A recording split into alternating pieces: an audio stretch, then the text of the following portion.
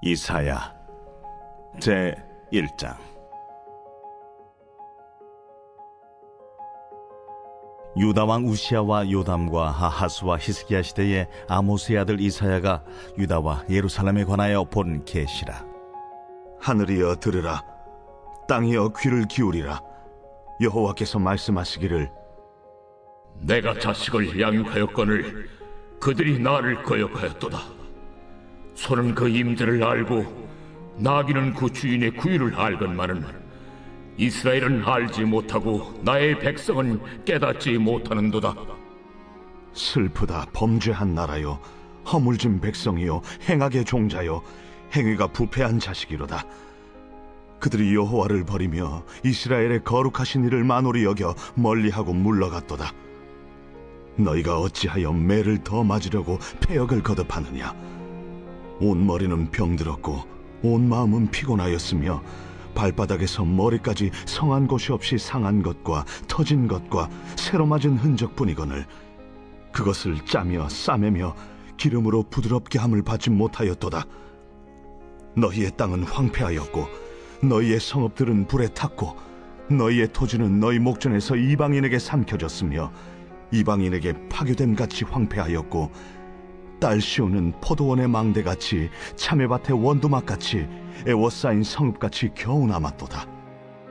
만군의 여호와께서 우리를 위하여 생존자를 조금 남겨두지 아니하셨다면 우리가 소돔 같고 고모라 같았으리로다. 너희 소돔의 관원들아, 여호와의 말씀을 들을지어다. 너희 고모라의 백성아, 우리 하나님의 법에 귀를 기울일지어다.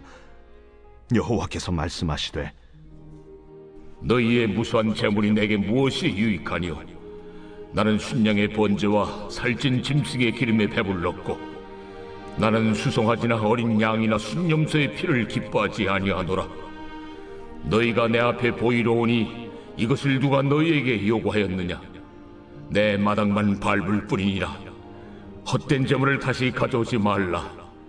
분향은 내가 가증 여기는 바요, 월삭과 안식일과 대회로 모이는 것도 그러하니 성회와 아울러 악을 행하는 것을 내가 견디지 못하겠노라. 내 마음이 너희의 월삭과 정한 절기를 싫어하나니 그것이 내게 무거운 짐이라. 내가 지기에 곤비하였느니라. 너희가 손을 펼 때에 내가 내 눈을 너희에게서 가리고 너희가 많이 기도할지라도 내가 듣지 아니하리니 이는 너희의 손에 피가 가득함이라. 너희는 스스로 씻으며 스스로 깨끗하게 하여 내 목전에서 너희 악한 행실을 버리며 행악을 그치고 선행을 배우며 정의를 구하며 학대받는 자를 도와주며 고아를 위하여 신원하며 과부를 위하여 변호하라. 오라, 우리가 서로 변론하자. 너희의 죄가 주홍 같을지라도 눈같이 희어질 것이요 진홍같이 붉을지라도 양털같이 희게 되리라. 너희가 즐겨 순종하면 땅의 아름다운 소산을 먹을 것이요 너희가 거절하여 배반하면 칼에 삼켜지리라. 여호와의 입의 말씀이니라. 매일 성경과 함께하는 아름빛 교회 말씀 묵상, 아름빛 바이블 키트 시간입니다. 오늘을 살게 하시고 주님을 붙들게 하시며 하늘 소망을 바라보게 하시는 주님의 은혜 안에 거하는 복된 하루가 되시기를 간절히 축복합니다. 2026년 7월 16일 목요일, 오늘 우리에게 주신 하나님의 말씀은 이사야 1장 1절부터 20절까지의 말씀입니다. 오늘부터 8월까지 이사야 말씀을 나눌 텐데요. 오늘은 이사야서에 대한 간단한 소개와 함께 말씀을 나누어 보고자 합니다. 이사야서는 심판이라는 암울한 현실 속에서도 하나님이 열어가실 새로운 하나님 나라와 메시아에 대한 기대로 가득한 책입니다. 암울하고 적막한 내용들과 심판의 내용들이 펼쳐지지만 사실은 우리에게 큰 위로를 주는 책입니다. 하지만 66장이나 되는 방대한 분량과 다양한 주제를 품고 있다 보니 이해하기 어려운 책이기도 합니다. 저자인 이사야 선지자는 주전 740년부터 700년까지 약 40년간 남유다에서 활동했던 선지자였는데요. 먼저 이사야 선지자가 활동했을 당시 국제 정세는 어떠했을까요? 이 시기는 티그리스강, 유프라테스강에서 시작된 아수르 제국이 등장할 때였습니다. 아수르가 대제국을 이루며 그 영향력이 북이스라엘과 남유다 지역까지 뻗쳤습니다. 강력한 힘과 잔혹하게 유명했던 아수르의 등장은 유다 주변 국가를 혼란으로 몰아넣었고 북이스라엘과 남유다가 위치했던 지역인 레반트 지역의 여러 국가들은 아수르를 두고 친아수르와 반아수르로 나뉘는 모습을 보이기도 했습니다. 나중에도 언급되겠지만 이사야 선지자가 활동했던 남유다 아하스 시대 당시 북이스라엘과 아람은 반아수르 정책을 추진하며 대항했지만 아하스는 친아수르 정책을 추진하기도 했었죠. 정리하면 당시 정세는 강대국 아수르라는 대제국에 의해 이합 집산을 할 때였습니다. 그렇다면 남유다 내부의 상황은 어떠했을까요? 이 시대의 사회적, 종교적 상황 역시 매우 혼란스러웠는데요. 먼저 이사야 선지자가 사역을 감당했을 당시 남유다의 상황이 본문 1절에 나와 있습니다. 유다왕 우시야와 요담과 아하스와 히스기야 시대에 아모스의 아들 이사야가 유다와 예루살렘에 관하여 본 계시라. 사실 이사야 선지자가 활동했던 시기의 유다 왕들 중에는 정치적으로나 경제적으로나 군사적으로 어리석은 왕은 아무도 없었습니다. 하지만 그런 왕들이 있다고 해서 민족의 번영이나 안녕을 보장해 주지는 않죠. 이 왕들은 모두 세상적으로는 지혜로운 자들이었을지는 모르지만 이들의 지하에서 나라는 점점 병들어 죽어갔습니다. 6절과 7절의 말씀이 이를 보여주는데요. 발바닥에서 머리까지 성한 곳이 없이 상한 것과 터진 것과 새로 맞든 흔적뿐이거늘 그것을 짜며 싸매며 기름으로 부드럽게 함을 받지 못하였도다. 너희의 땅은 황폐하였고 너희의 성읍들은 불에 탔고 너희의 토지는 너희 목전에서 이방인에게 삼켜졌으며 이방인에게 파괴됨 같이 황폐하였고. 우시야 시대의 경제적인 번영은 심각한 빈부격차를 초래했고 그로 인한 착취와 억압이 만연했습니다. 부유층은 점점 더 부를 축적했지만 가난한 이들은 더욱 어려운 삶에 내몰렸습니다.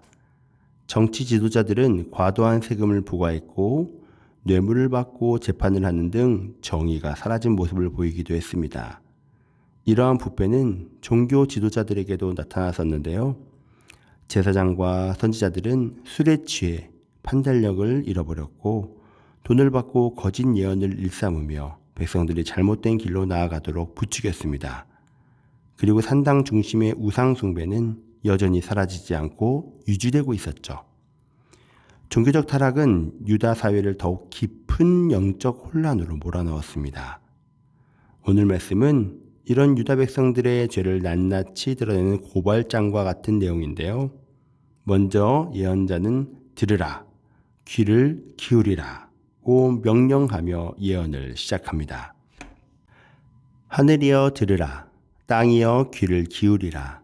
여호와께서 말씀하시기를 내가 자식을 양육하였거늘 그들이 나를 거역하였도다. 흥미로운 점은 예언자는 하늘에게 들으라고 하고 땅에게 귀를 기울이라고 하는데요. 왜 예언자는 하늘과 땅에게 들으라, 귀를 기울이라고 했을까요? 이사야의 선포를 들어야 할 대상은 누구였을까요? 당연히 이스라엘 백성이죠. 타락한 백성들에게 필요한 것은 여호와의 말씀, 훈계였습니다. 하지만 정작 들어야 할 이들은 예언자의 외침에 귀를 기울이지 않고 거부했습니다. 그러다 보니 예언자의 들으라와 귀를 기울이라의 명령은 하늘과 땅을 향합니다. 들어야 할 이가 듣지 않으니 들어야 할 필요가 없는 땅과 하늘이 여호와의 심판에 대한 증인으로 소환된 것이죠. 이스라엘 백성들은 스스로를 하나님의 백성이라고 확신했지만 이들은 하나님의 말씀을 들으려 하지 않았습니다. 하나님의 말씀을 듣지 않는 이스라엘을 하나님의 백성이라 할 수 있을까요? 들을 귀가 있어도 듣지 못하고 들어도 깨닫지 못하는 백성이 되어버리고 말았습니다. 이스라엘은 이미 만신창이가 되어 있었지만 이 정도면 여호와께 돌아갈 법도 한데 그럼에도 불구하고 이들은 여호와께 돌아올 생각이 없습니다. 이스라엘은 스스로를 하나님의 백성이라 하면서도 머리와 마음은 병들어 버린 것이죠. 이 모습이 이들의 제사에서도 나타납니다. 13절의 말씀입니다. 헛된 재물을 다시 가져오지 말라. 분향은 내가 가지 여기는 바요. 월삭과 안식일과 대회로 모이는 것도 그러하니 성회와 아울러 악을 행하는 것을 내가 견디지 못하겠노라. 하나님께서 왜 헛된 재물을 가져오지 말라고 하셨을까요? 이스라엘은 악행을 범하는 동안에도 성전 제사는 중단하지 않았습니다. 재물이 줄지 않았습니다. 마음이 굳어질수록 재물은 늘어갔습니다. 속죄 제물을 드렸지만 죄는 그치지 않았고 기도는 드렸지만 응답은 없었습니다. 하나님께서 제사 제도를 두신 것은 하나님과 이스라엘과의 관계의 회복이었지 제사를 통해 관계를 대체하려는 것은 아니었습니다. 하나님이 진정으로 원하는 것은 말씀에 귀를 기울이는 관계였습니다. 제물을 바치는 관계가 아니었던 것이죠. 정작 들어야 하는 백성들은 듣지 않고 위선만 커져가고 있는 것입니다. 오늘 말씀을 묵상하면 신앙과 삶의 일치가 떠오릅니다.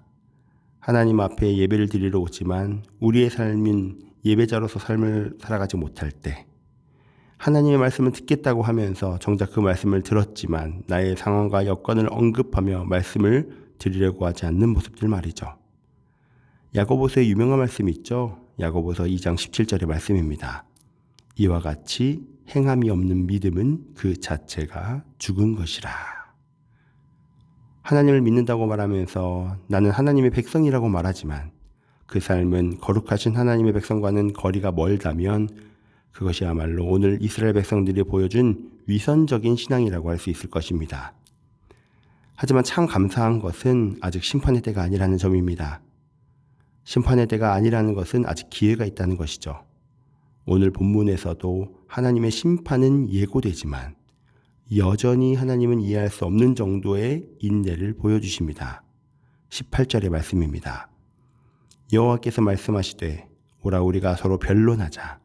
너희의 죄가 주홍 같을지라도 눈과 같이 희어질 것이요 진홍같이 붉을지라도 양털같이 희게 되리라. 여기서 서로 변론하자라는 표현은 법정에서 판결을 위해 다투는 모습으로 보입니다. 이 모습은 다음과 같이 해석할 수 있는데요. 여호와께서 판결을 들으라고 백성들을 법정으로 부르셨지만 값없이 죄를 사해 줄 테니 새로운 삶을 살아보는 것이 어떻겠냐고 제안하고 계신 것입니다. 주홍, 진홍은 피를 흘린 죄의 색입니다. 우리 하나님께서는 치료가 필요한 모든 곳을 치료하시는 분이십니다. 그 치료의 범위가 어디까지 될까요? 이 말씀에서 언급된 단어인 눈, 양털을 보면 이 단어들은 본성적으로 흰 것의 예라고 할 수 있습니다. 이것이 말하는 것은 죄로 인해 더러워진 것들만이 아니라 죄가 생겨나는 근원적인 본성을 고쳐주시겠다는 의미입니다. 사랑하는 아르비 성도님들, 원죄로 인해 우리의 삶은 더러워져 어찌할 수 없었고 그 죄의 영향력 아래 우리의 삶은 비참해졌습니다. 하지만 하나님께서는 예수 그리스도의 주홍, 진홍의 핏값으로 우리를 치료해 주셨습니다. 우리를 향한 예수 그리스도의 보혈은 죄가 생겨나는 근원적인 본성을 고쳐주셨습니다. 우리는 죄에 속한 자가 아닌 의에 속한 자로 살아가게 되었습니다. 우리 하나님은 심판하신 하나님이시기 전에 용서하신 분이심을 꼭 기억하셨으면 좋겠습니다. 이해할 수 없는 정도까지 용서하시는 하나님이 우리를 붙드시고 여기까지 우리를 인도해 주셨습니다. 오늘 하루도 끝까지 기다리심으로 우리를 건져내신 그 은혜를 기억하며 다시 한번 우리의 삶을 그리스도 앞에 두어 자녀다운 삶을 살아가는 복된 하루가 되시기를 간절히 축복합니다. 다 함께 기도하겠습니다. 사랑과 은혜가 풍성하신 하나님 아버지 감사합니다. 오늘부터 이사야서의 말씀을 시작하며 귀한 말씀으로 우리의 모습을 비춰주시니 감사합니다.